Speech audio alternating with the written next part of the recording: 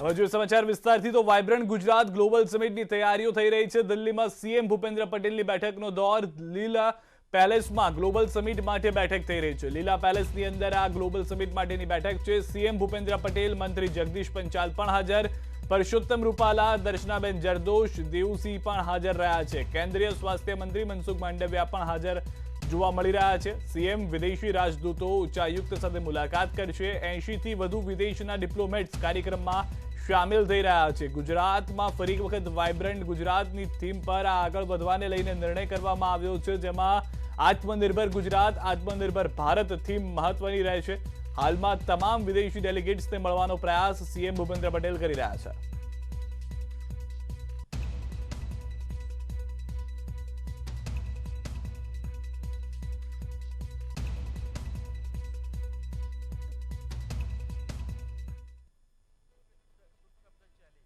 I recall there was a shortage of PPE kits, there was a shortage of masks, there was a shortage of oxygen.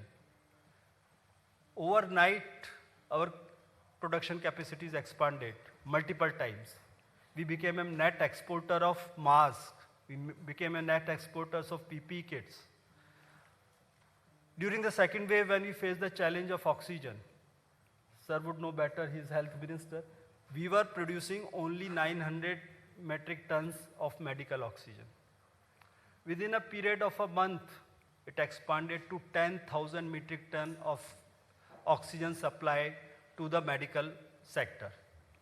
Majority of it came from our industrial friends it was being used for steel, it was diverted. It was a cooperative effort which made that possible. On the path of reform, another big story has been the startup success.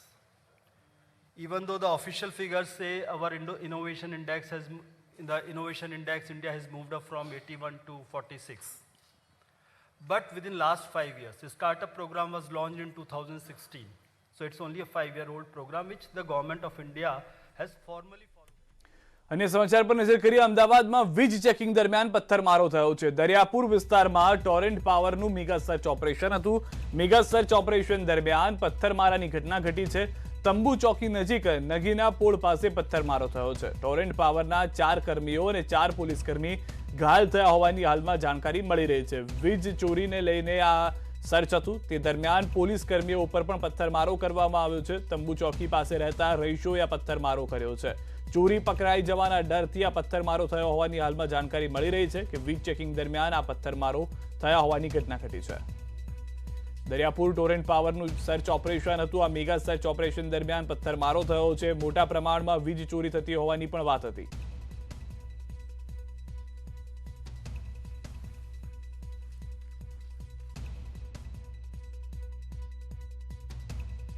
લઈને સ્થાનિકો પણ રસ્તા પર આવી ચૂક્યા હતા। પોલીસનો મોટો કાફલો ફરી એક વખત ખડકી દેવામાં આવ્યો છે।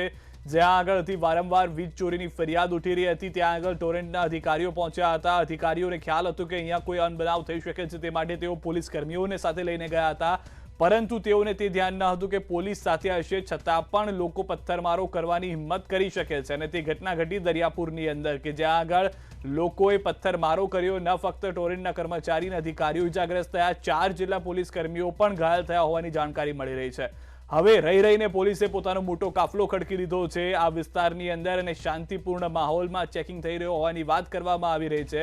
જ્યારે ખુદ તંબુ પોલીસ ચોકીમાં રહેતા પોલીસ અધિકારી અને કર્મચારીઓને પણ ખબર હતી કે આ વિસ્તારની અંદર કેટલા અસામાજિક તત્વો છે કે જેઓ આ અંજામ આપી શકે છે ઘટનાને, તેમ છતાં કોઈ પગલાં લેવામાં આવે તેની રાહ જોવામાં આવી રહી હતી। અને ત્યારબાદ જ્યારે પથ્થરમારો કરવામાં આવ્યો વિસ્તારના રહીશો દ્વારા, ત્યારે પોલીસ મોટા કાફલા સાથે પહોંચે છે અને સમજાવવાનો અને શાંત કરવાનો પ્રયાસ કરવામાં આવી રહ્યો છે। પથ્થરમારો કેમ કરવામાં આવ્યો, શું કામ પથ્થરમારાને શરૂઆત થઈ તે વિશે હજી સુધી કોઈ જાણકારી આપવામાં નથી આવી, પરંતુ જ્યાં આગળ વીજ ચોરી થતી હોય તો ટોરેન્ટના પાવરના અધિકારી અને કર્મચારી પહોંચતા હોય ત્યાં આગળ ચેકિંગ કરવા દેવામાં ન આવે એ ડરથી કે વીજ ચોરી પકડાઈ જશે અને પથ્થરમારો થાય છે। પરંતુ પોલીસ પણ મુખદર્શક બની અને સમગ્ર તમાશો જોતી રહી।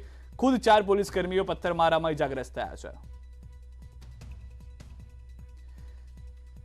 હવે જાણકારી મળી રહી છે તે પ્રમાણે મામલાને થાળે પાડવા માટે ગ્યાસુદ્દીન શેખ રવાના થયા છે અને ગ્યાસુદ્દીન શેખ પહોંચ્યા છે મામલાને થાળે પાડવા માટે।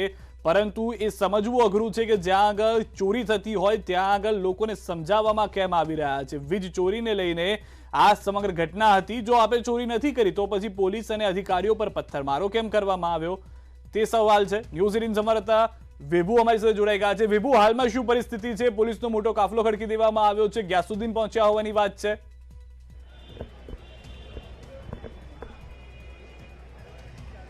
સિદ્ધાર્થ, અત્યારે આપને દ્રશ્યો બતાવવા માંગીશ કે અમદાવાદ દરિયાપુર તંબુ ચોકી છે તેની બાજુમાં નગીના પોળ આવેલી છે અને આ પોળમાં છે તે ટોરેન્ટ પાવરના જે કર્મચારીઓ છે તે ચેકિંગ માટે અહીં આવ્યા હતા અને વીજ ચોરી થાય છે તેવી તેને બાતમી મળી હતી।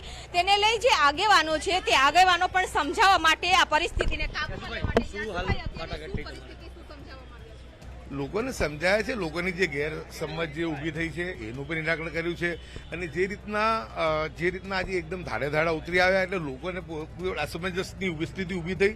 અમારી તો વાત એક છે કે નિર્દોષોને દંડવામાં ના આવે અને જે દોષીઓ હોય એની સામે હોય એની સામે કોઈને વાંધો ના હોઈ શકે। પરંતુ દરેક વસ્તુ જે છે, દરિયાપુર એક સમયનો સંવેદનશીલ વિસ્તાર હતો। આજે અહીંયા બહુ શાંતિ અને સલામતી છે, ભાઈચારો છે, બધા શાંતિથી અહીંયા રહે છે। એટલે કોઈ પણ ગેરસમજની અંદર કોઈ વિકટ પરિસ્થિતિ ઊભી ના થાય એ માટે લોકોની અંદર જે ગેરસમજ હતી આપણે દૂર કરી છે અને અમે બધી વાતચીત કરી જ રહ્યા છીએ એની સાથે કે ભાઈ જે કંઈ હોય કાયદાકીય રીતે જે કરવાનું હોય એ કરી શકાય, એની માટે કોઈને વાંધો ના હોઈ શકે।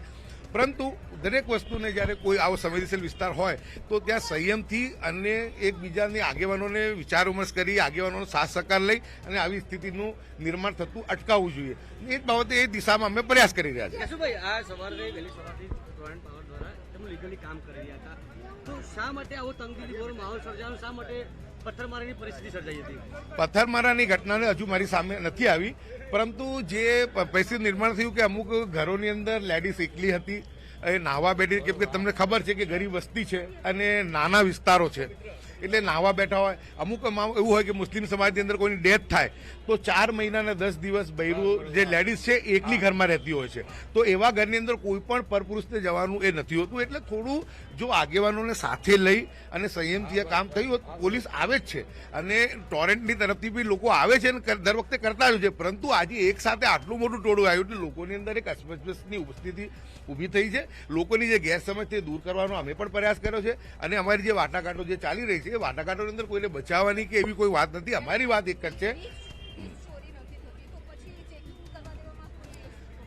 એમાં ચેકિંગ મેં આપને પહેલા પણ કીધું બેન કે ચેકિંગ કરવાની કોઈને ના નથી। ચેકિંગ કરવા હંમેશા અહીંયા આવતા હતા, પણ 2-4 અધિકારી આવે શાંતિથી આવી જઈ ચેકિંગ કરી અને જેમની ત્યાં તકલીફ હોય એમને એ લોકો મેમો પણ આપતા હતા। પરંતુ આજે જે પરિસ્થિતિ નિર્માણ થયું કે એક સાથે જે થયું, અને મેં આપને કીધું કે પેલી બેન જે ઇજ્જતમાં બેઠી હતી અને જ્યાં પરપુરુષ ના જઈ શકે ત્યાં એક સાથે ટોળું ઘૂસી ગયું એટલે આખી પરિસ્થિતિ જે છે એમાંથી આખું નિર્માણ થયું છે। એટલે જે ગ્યાસુભાઈ, સવારે જ્યારે ટોરેન્ટ પાવરે સર્ચ ઓપરેશન હાથ ધર્યું તેની સાથે પોલીસના અધિકારીઓ પણ સાથે જ હતા, તે છતાં પણ આ પરિસ્થિતિ નિર્માણ થયું। આપણે કહ્યું કે પોલીસના અધિકારીઓ સાથે લઈને ગયા તો આ પરિસ્થિતિ નિર્માણ નથી થતું, તે છતાં પણ આજે આ પરિસ્થિતિ નિર્માણ થયું, કારણ શું હોઈ શકે? આજની જે છે ગેરસમજ જે ઊભી થઈ છે અને મેં તમને કીધું કે એક વિધવા જે બેન છે એ 4 મહિના 10 સુધી એક ઘરમાંથી બહાર ના આવી શકે, કોઈ પરપુરુષ ના જઈ શકે, એમાં જવાથી અને એક જગ્યાએ એવું પણ થયું કે મકાન બંધ હતું એનું તાળું તોડે, એમાંથી આજે આખી પરિસ્થિતિ ઊભી થઈ છે। આ સમગ્ર ઘટના કમનસીબ છે। આપને મીડિયાના માધ્યમથી બી કહું છું કે આપ લોકોને અમારી વિનંતી છે કે અમારો દરિયાપુર વિસ્તાર એક સમયનો બહુ સંવેદનશીલ હતો,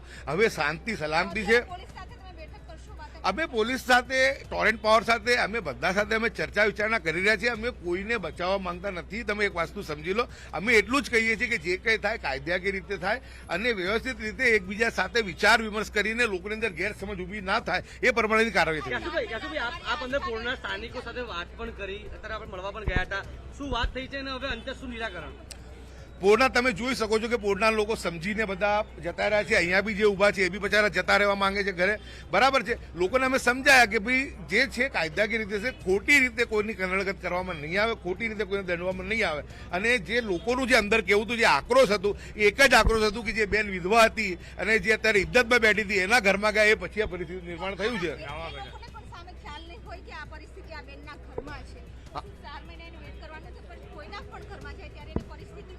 કોઈ પણ અધિકારીઓને ખબર ના હોય કે 4 મહિના સુધી નહીં જઈ એમાં બેન તમને કહું કે આવી જ્યારે કોઈ પણ સંવેદનશીલ વિસ્તારમાં આવી ઘટના બનતી હોય છે ત્યારે આગેવાનોનો સંપર્ક કરવામાં આવતો હોય છે, એની પહેલા મિટિંગ થતી હોય છે. આમાં થોડી હું જે માનું છું એમાં જે કોઓર્ડિનેશન થયું નથી, એટલે ચર્ચા વિચારણા કરીને જો થયું હોત તો હું માનું છું કે આજે ગેરસમજની સ્થિતિ ઊભી થઈ છે, ઊભી થઈ ના હોત.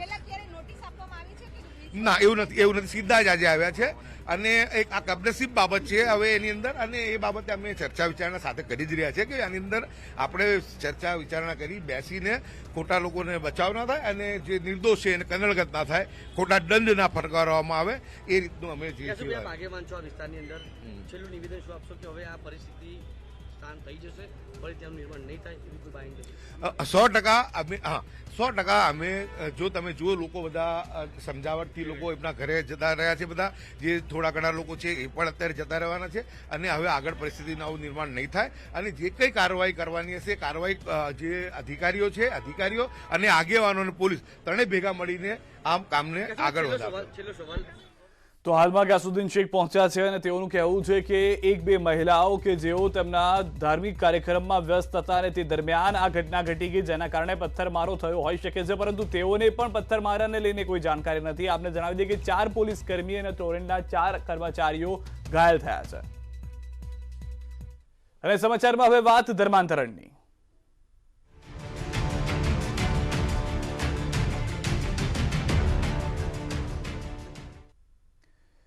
પંચમહાલમાં ધર્માંતરણના આક્ષેપ પર મોટો ખુલાસો થયો છે. પોલીસે ભુરાવાવ વિસ્તારમાં એક વ્યક્તિના ઘરે તપાસ કરી.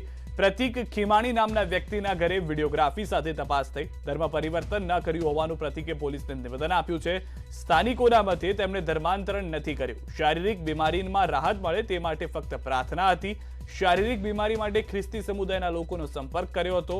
અમે હિન્દુ છીએ અને હિન્દુ રહીશું તેવું પ્રતિકે જણાવ્યું છે. બર્થડે પાર્ટીમાં નડિયાદ, આણંદથી લોકો આવ્યા હતા. ગઈકાલે હિન્દુ સંગઠનોએ પોલીસને કરી હતી અરજી. ધર્માંતરણના આક્ષેપ સાથે ફરિયાદ નોંધવા કરી હતી અરજી.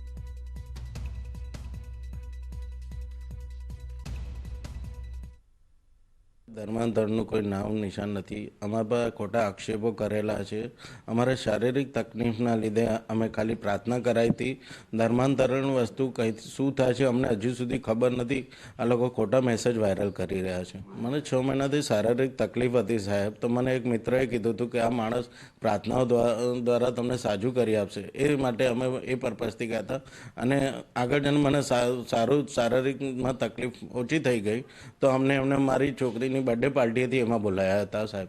ના, હું હિન્દુ જ છું, હું હિન્દુ જ રહેવાનું છે, મારો પર્પઝ છે, બાકી મને કોઈ કહેવા વાળું નથી. મારા હસબન્ડની તકલીફ બહુ હતી. અમે બધે ફર્યા પર એમની તકલીફ દૂર ના થઈ. અમે અહીંયા ગયા અને એમની થોડીક પ્રાર્થના કરાઈ પર એમને સાજાપણું મળ્યું અને એમની પ્રાર્થનાથી એમને સાજાપણું મળ્યું. તમે થોડીક નાની પ્રાર્થના જ કરાઈ હતી અને મારી છોકરીના બર્થડે પર અમે એમને અહીંયા બોલાયા હતા. એમને જ પ્રાર્થના જ કરાઈ. અમે કોઈ ધરી પરિવર્તન નથી કર્યો. ના, અમને કોઈએ દબાણ નથી કર્યો અને અમે ક્યારે ચર્ચમાં પણ નથી ગયા. ગુજરાતમાં હિન્દુઓનું ધર્માંતરણ કરાવાઈ રહ્યાનો આરોપ લાગ્યા બાદ પોલીસે તપાસ કરી છે. વિશ્વ હિન્દુ પરિષદે એવો પણ આરોપ લગાવ્યો છે કે ગાંધીનગરના કોઈ અધિકારી પણ આ ષડયંત્રમાં સામેલ છે.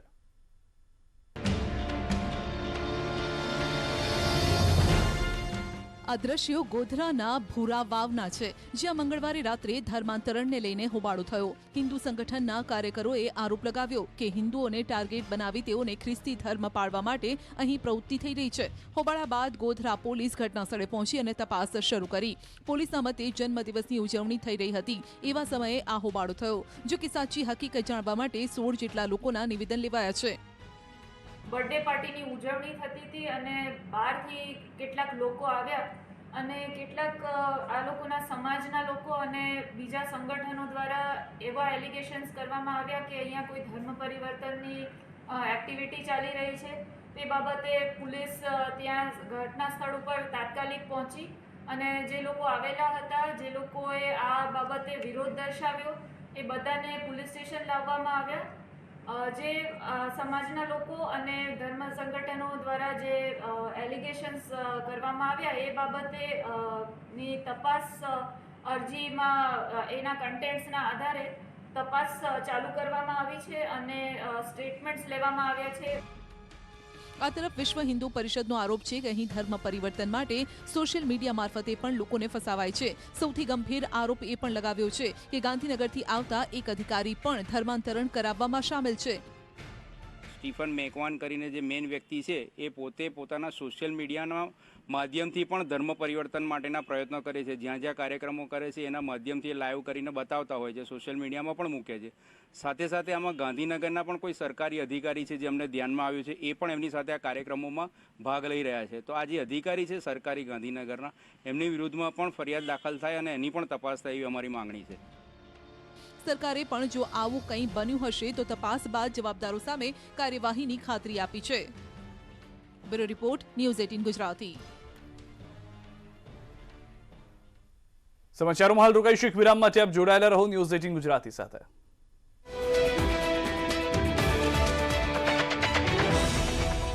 વિરામ બાદ આપનું સ્વાગત છે। અન્ય સમાચાર પર નજર કરીએ તો નવસારીની યુવતીના દુષ્કર્મમાં મોત કેસમાં મોટા ખુલાસા થયા છે। ગુમ સાયકલ મળ્યા બાદ આજે ટાયરો પણ મળ્યા છે। સિક્યુરિટી ગાર્ડના ઘરેથી અને ભંગારની દુકાનથી ટાયર મળ્યા છે। ગઈકાલે કચેરાના ઢગલામાંથી ગુમ સાયકલ મળી હતી। હાલમાં સિક્યુરિટી ગાર્ડની પૂછપરછ યથાવત છે। અગાઉ મૃતક યુવતીની સાયકલ પણ ગુમ થઈ હતી।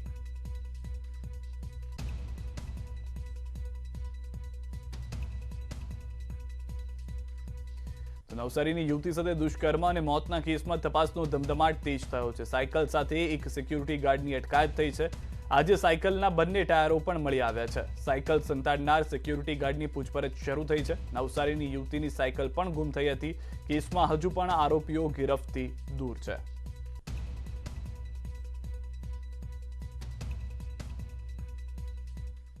બાજુમાં પડીને હતી એ તો મેં બી જોઈ। સાંજે ટિફિન આપવા ગઈ ને તારે સાયકલ પડી હતી તઈ તે સવારે લઈ આવ્યા હતા। પડી રહી તો લઈ જાવ, છોકરીઓ ફેરવશે। અમને ખબર નહીં આવું થયું છે કે અમુક છોકરીની સાયકલ એવી અમને ખબર નથી એટલે લઈ આવેલા। દ્વારા કે સાયકલ તું લાવ્યો હતો એમ તો પેલા બીજા ભાઈએ કીધું હતું કે હા લાવ્યો તો આ ભાઈએ લઈ ગયો હતો એમ। ત્યારે પપ્પાએ બીજી સાયકલ બતાવી હતી, તે સાયકલ સંતાડી દીધેલી ને બીજી સાયકલ બતાવી હતી।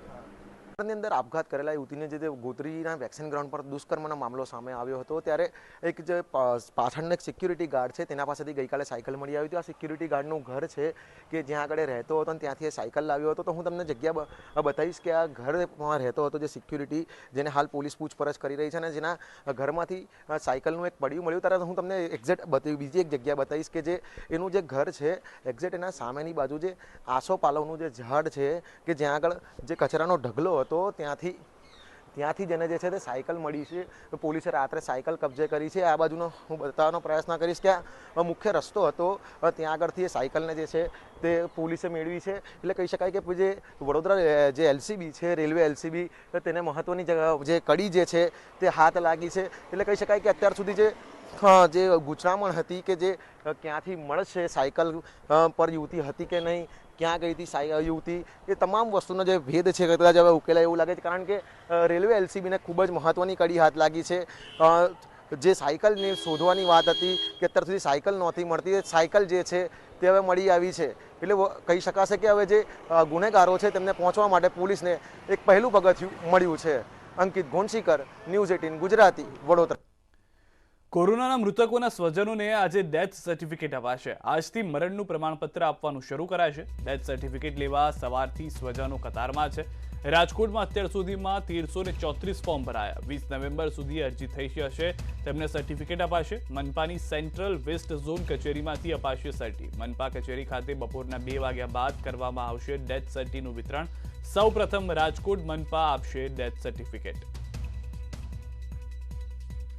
કોરોનાથી મૃત્યુ પામનાર લોકોના પરિવારજનો છે હાલ રાજકોટના સિવિક સેન્ટર ખાતે પહોંચી રહ્યા છે, કેમ કે અહીંથી જે ડેથ સર્ટિફિકેટ છે તે મેળવવાનું હોય છે। જરૂરી ફોર્મ જે બહાર પાડવામાં આવ્યું છે તે ફોર્મ છે તે ભરી યોગ્ય રીતના આધાર પુરાવાઓ છે તે રજૂ કરી અને ત્યારબાદ અહીં જે સબમિટ કરાવવાનું હોય છે અને ત્યારબાદ અહીંથી તેમને ક્રમાંક આપવામાં આવતો હોય છે। આ ક્રમાંક મુજબ તેમને ડેથ સર્ટિફિકેટ છે તે લેવાવાનું હોય છે। પરંતુ વહેલી સવારથી જ લોકો છે છેલ્લા 3 દિવસથી લાઈનો લગાવી રહ્યા છે અને પોતાના ફોર્મ છે તે સબમિટ કરવા માટે અહીં આપ દ્રશ્યો પણ જોઈ શકો છો કે જે રીતના આ કોર્પોરેશનનું સિવિક સેન્ટર છે અને અહીં લોકો વહેલી સવારથી જ પોતાનો ક્યારે વારો આવશે તેને લઈ અને વહેલી સવારથી લાઈનમાં લાગી ચૂક્યા છે. ખાસ કરીને વાત કરવામાં આવે તો તંત્રના ચોપડે 498 કોરોનાથી મોત લખ્યા છે, પરંતુ અત્યાર સુધીમાં તેનાથી 3 થી 4 ગણા ફોર્મ છે તે અત્યારે ઉપડી ચૂક્યા છે. લોકો છે જરૂરી આધાર પુરાવાઓ સાથે અહીં ફોર્મ જમા કરવામાં આવે છે. અહીં કેટલાક લોકો છે એમની સાથે વાત કરીશું.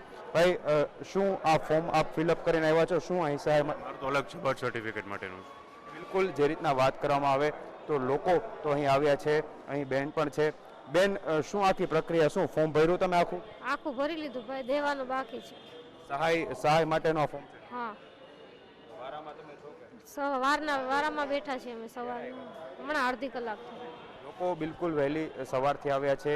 જે રીતના વારો આવતો જાય છે તે રીતના જે ડેથ સર્ટિફિકેટ માટેની જે કાર્યવાહી છે તે અંદર થતી જાય છે, પરંતુ જે રીતના સહાયના ફોર્મ છે તેને લઈ અને છેલ્લા 3 દિવસથી રાજકોટની અલગ અલગ જે સેન્ટર જે નક્કી કરવામાં આવ્યા છે તે આ જ પ્રમાણેની લાઈનો છે તે જોવા મળી રહી છે. હરીન માત્રાવાડિયા, ન્યૂઝ 18 ગુજરાતી, રાજકોટ.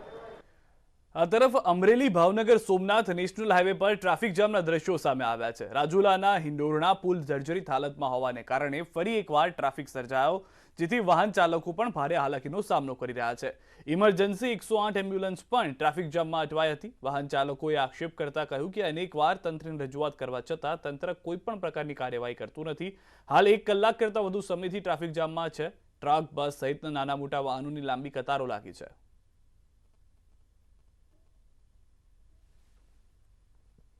સુરતના ડિંડોલી વિસ્તારમાં ફરી અસામાજિક તત્વોનો આતંક સામે આવ્યો છે. ડિંડોલી વિસ્તારમાં 5 થી 6 લોકોએ મળી એક વ્યક્તિ પર હુમલો કર્યો, જેમાં સમાખાન ઉર્ફે ભુરિયાએ સાગરીતો સાથે મળી ઘટનાને અંજામ આપ્યો. આ સમગ્ર ઘટના પ્રતીક રેસિડેન્સી નજીક બની હોવાની પ્રાથમિક માહિતી પરથી સામે આવ્યું છે. આ મામલે પોલીસને પણ હજુ સુધી કોઈ કાર્યવાહી ન કરી હોવાની જાણકારી છે.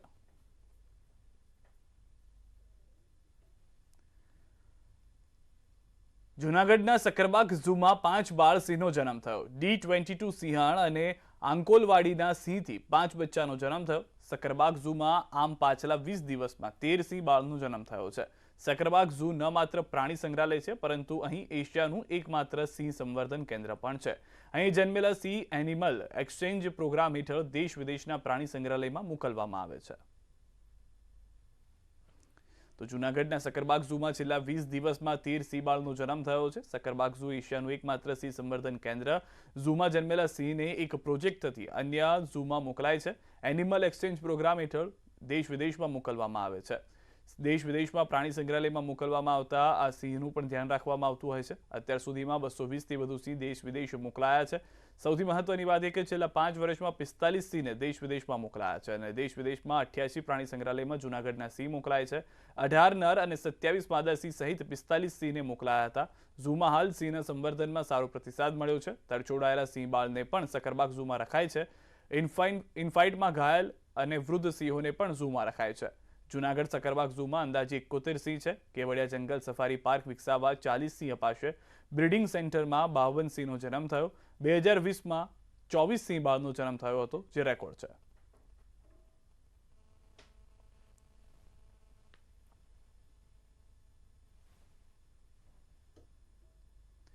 કહેવાય છે કે દૂધ કા જલા છાશ ભી ફૂક ફૂક કર પીતા હૈ. અને વર્તમાન પરિસ્થિતિને ધ્યાને રાખી આ કહેવતનો અર્થ સમજીએ તો સમજાય કે બીજાના અનુભવમાંથી શિખામણ લેવી એ જ સમજદારી છે. એવું જરૂરી નથી કે બીજા દ્વારા કરેલી ભૂલોનું આપણે પણ પુનરાવર્તન કરીએ. કોરોના સંક્રમણનો ભોગ બનેલા કોરબાના અમૃત પટેલ પણ આ જ વાત કહી રહ્યા છે. આશા છે કે તમે અમૃત પટેલના શબ્દોની ગંભીરતાને સમજી શકશો અને તેમના ઉપદેશને પાલન કરશો.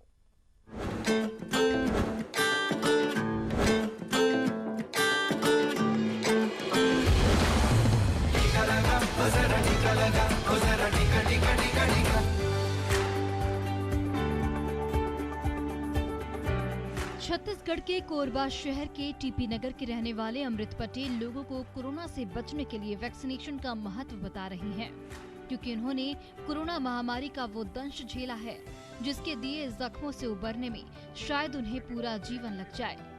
कोरोना का कहर झेल चुके अमृत आज हर कदम पर संघर्ष कर रही हैं. कोरोना की दूसरी लहर में संक्रमित होने के बाद डॉक्टरों ने इनकी जिंदगी तो बचा ली, लेकिन ब्रेन स्ट्रोक के चलते उनके शरीर के एक हिस्से में लकवा मार गया. इन्हें बखूबी एहसास है कि कोरोना महामारी के खिलाफ वैक्सीन का क्या महत्व है. सबको टीकाकरण करना चाहिए. भारत सरकार सबकी चिंता कर रही है, तो सबको जो है ये सबके स्वास्थ्य के लिए अच्छा है और जल्दी जल्दी टीकाकरण करवा देना चाहिए ताकि सब स्वस्थ रहे। अमृत पटेल की इस सलाह का आधार खुद इनका अनुभव है। कोरोना का कहर तो इन्होंने झेला ही है, इसकी टीस भी अब ये हर पल महसूस करते हैं। इनकी तकलीफ का अंदाजा आप खुद इस बात से लगा सकते हैं कि लोगों से ये अपील करते वक्त ये खुद भी जिले में जारी कोविड टीकाकरण महाअभियान के दौरान टीका लगवाने आए थे, लेकिन टैगोर उद्यान वैक्सीनेशन सेंटर पहुंचने के बाद ये टीका केंद्र की सीढ़ी नहीं चढ़ पाए, जिसके बाद वैक्सीनेटर ने इनकी हालत को देखते हुए केंद्र के बाहर आकर इन्हें टीका लगाया। जाहिर है ऐसी कई तकलीफें अमृत झेल रहे हैं, इसलिए वो लोगों से टीका लेने की अपील कर रही हैं। उम्मीद है इस अपील में छिपे सबक को लोग जरूर समझेंगे और कोरोना महामारी के खिलाफ लड़ाई में खुद को और अपनों को सुरक्षित रखने की ईमानदार पहल का हिस्सा बनेंगे। छत्तीसगढ़ के कोरबा से अब्दुल असलम, न्यूज़ 18 नेटवर्क।